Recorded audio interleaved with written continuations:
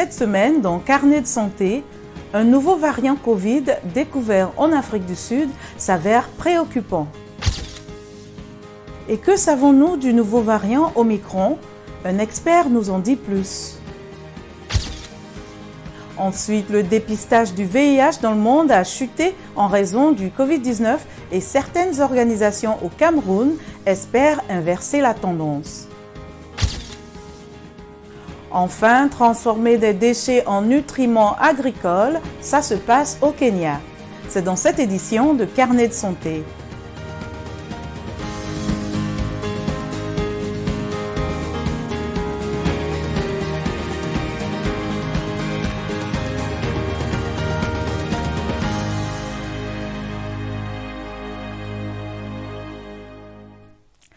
Bonjour à tous, c'est un plaisir d'être en votre compagnie pour une nouvelle édition de Carnet de santé.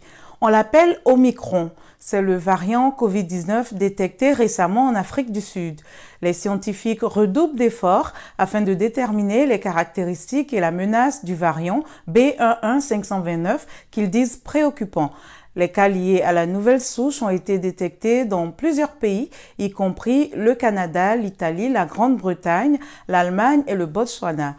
L'Autriche, la Grande-Bretagne, les États-Unis et les Pays-Bas font partie des pays qui ont annoncé une interdiction de voyage en provenance d'Afrique australe.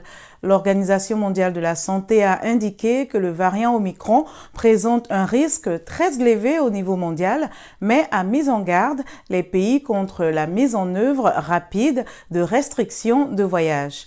Le président américain Joe Biden a déclaré que Omicron était une cause d'inquiétude, pas de panique, et a défendu sa décision très critiquée de restreindre les voyages depuis la région d'Afrique australe.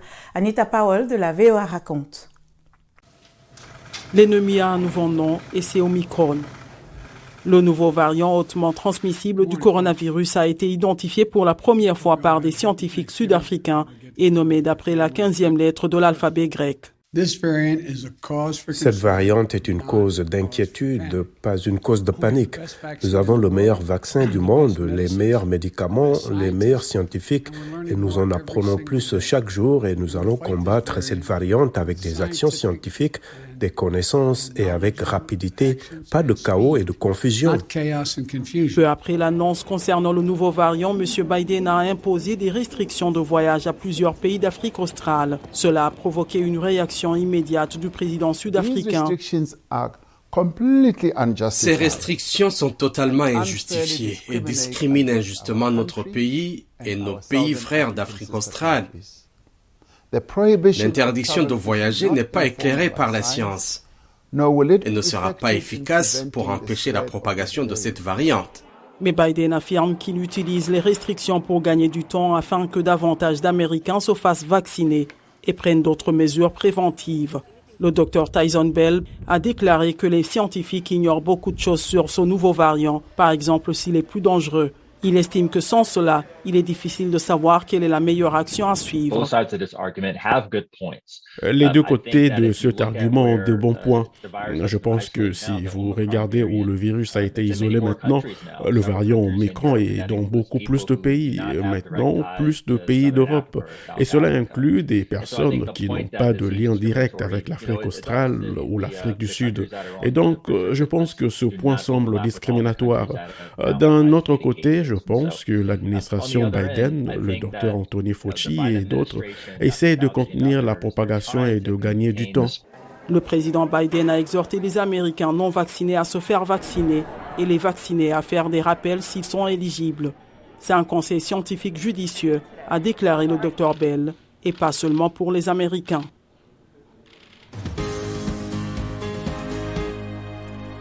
Le docteur William Petrie est l'ancien chef de la division des maladies infectieuses et de la santé internationale à la faculté de médecine de l'Université de Virginie.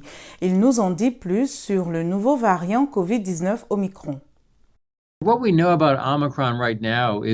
que nous savons à propos d'Omicron à ce moment, c'est qu'il a vraiment vu le jour en novembre, probablement au Botswana ou en Afrique du Sud, et qu'il a donc circulé en Afrique pendant tout ce temps. Et lorsqu'ils ont séquencé le virus, c'était ce nouveau variant Omicron qui n'avait jamais été vu auparavant. Et ce qui a attiré l'attention des gens, c'est que l'Afrique du Sud, comme la plupart des endroits dans le monde, connaissait Delta et Omicron a remplacé Delta. Et ce qui m'inquiète le plus, c'est qu'il semble qu'il est plus contagieux que Delta. L'autre raison de s'inquiéter est simplement de regarder les mutations de la glycoprotéine de pointe. Il semble que les vaccins ne seront pas aussi efficaces que pour Delta. Et certaines des thérapies par anticorps monoclonaux que nous utilisons pour traiter les tout premiers stades de COVID-19 peuvent ne pas être aussi efficaces. Les fabricants de vaccins font des tests en ce moment sur l'efficacité de leurs vaccins contre le variant Omicron. Nous en saurons donc beaucoup plus dans 1 ou 2 semaines. Il est très difficile de détecter ces variants car il faut séquencer tout le génome viral ou l'ARN viral. Donc, il me semble peu probable que cela existe depuis un certain temps. Si vous considérez ce que l'on appelle la phylogénie, vous pouvez regarder la séquence d'Omicron et vous pouvez voir qu'elle est unique et unique en Afrique. C'est un bon exemple d'avoir une longueur d'avance car c'est incroyablement rapide. Ce variant n'était même pas connu au début de ce mois et déjà l'Afrique du Sud a signalé sa présence à l'OMS. Nous avons mis en place des restrictions de voyage, les fabricants de vaccins évaluent l'efficacité de leurs vaccins et les entreprises qui fabriquent des thérapies par anticorps monoclonaux réévaluent ces thérapies. Et les choses peuvent vite évoluer. Maintenant, ces vaccins à ARN messager peuvent être adaptés afin qu'ils couvrent mieux Omicron et c'est aussi simple comme le retrait de l'ARN messager de la souche de Wuhan et son remplacement par la souche Omicron. Nous avons entendu plus tôt cette semaine que Moderna pense pouvoir le faire dans les 3 mois et avoir un nouveau vaccin dans les essais cliniques. Cette surveillance des nouveaux variants est probablement l'une des choses les plus importantes qui soient faites. Les infections provenant d'une vaccination antérieure ou d'une infection antérieure ne sont pas pour la plupart graves. Donc il semble vraiment que le virus ait évolué pour échapper à au moins une partie de la réponse immunitaire humaine. Nous aurons un booster spécifique au variant le plus courant. Et il se peut que ce soit chaque année, comme nous le faisons avec la grippe aujourd'hui. Que peut-on faire au niveau international? Je suis très heureux de voir les États-Unis faire don au monde d'1 milliard de doses de vaccins contre le Covid parce que nous devons tous être dans le même bateau. Et c'est un bon exemple. Omicron est originaire d'Afrique du Sud où seulement un tiers de la population est vaccinée. Le variant Alpha est venu du Royaume-Uni avant qu'on ait la vaccination universelle là-bas. Et bien sûr, Delta est venu de l'Inde. Vous savez, avant que l'Inde ne puisse vacciner un pourcentage important de sa population. Ainsi, si nous pouvons aider le monde à se faire vacciner, ce sera dans nos propres intérêts.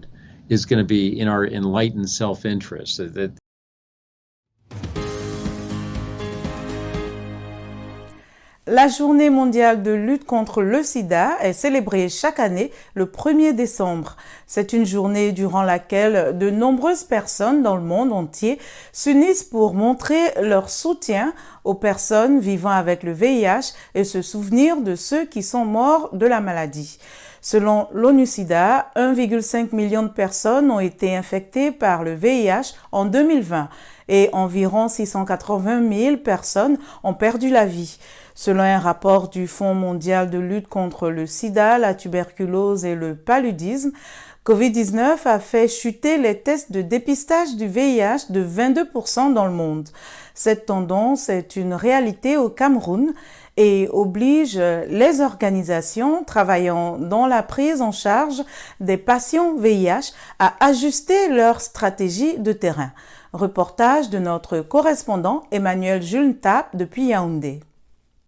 Ce jour, l'équipe de l'association Humanity First Cameroun entame une campagne de sensibilisation sur le dépistage du VIH. Le point de chute est un marché de Yaoundé. Au bout d'une heure, une dizaine de personnes acceptent de se faire dépister. Nous avons choisi particulièrement ici parce que c'est un endroit où nous trouvons plus les UDI. UDI, ça veut dire les usagers de drogue. Et comme nous savons tous que le sexe n'est pas le seul moyen pour pouvoir contracter le VIH, il y a aussi un passage par des seringues, par des lames et tout. C'est pourquoi nous avons choisi cet endroit pour venir faire le dépistage. L'association Humanity First Cameroun œuvre pour la rupture de la chaîne de transmission du VIH. Dès le mois de mars 2020, ces activités de dépistage ont été impactées par la pandémie de Covid-19. Les statistiques étaient très bas pour l'année dernière. Enfin, lorsque la Covid était encore à son apogée, c'était très bas, allant de la mobilisation jusqu'à même l'initiation aux antirétroviraux. Et pour tout autre service, c'était vraiment très bas. Je dirais ça a drastiquement baissé de 50. Au niveau des personnes qui viennent prendre leurs médicaments ici à l'OBC, que ce soit même en formation sanitaire.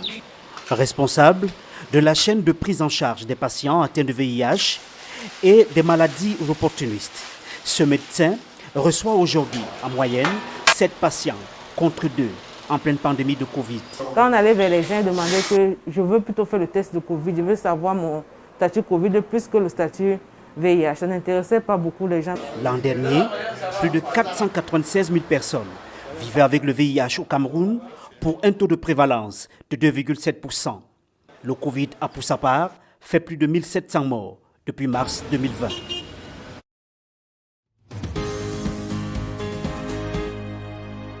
Une entreprise de recyclage kenyane vise à améliorer l'assainissement pour les habitants des bidonvilles de Nairobi et transforme les déchets en engrais pour les agriculteurs. Brenda Moulinia à Nairobi rend compte du travail abattu sur le terrain.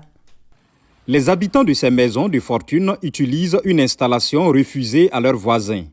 Des toilettes à l'intérieur d'un enclos et auxquelles ils peuvent accéder jour et nuit. Cela a été un argument majeur pour la propriétaire qui loue ces maisons.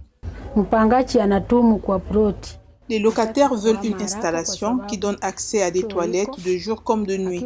S'ils n'obtiennent pas cela, ils continuent d'avancer jusqu'à ce qu'ils obtiennent ce qu'ils recherchent. Anita Mutinda fait partie des locataires attirés par la disponibilité de l'installation d'assainissement.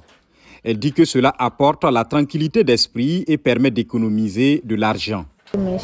La vie était dure là-bas parce que je devais payer 5 shillings chaque fois que j'avais besoin d'utiliser des toilettes publiques. Et c'était à une certaine distance de la maison. Ici, je n'ai pas à payer un seul centime.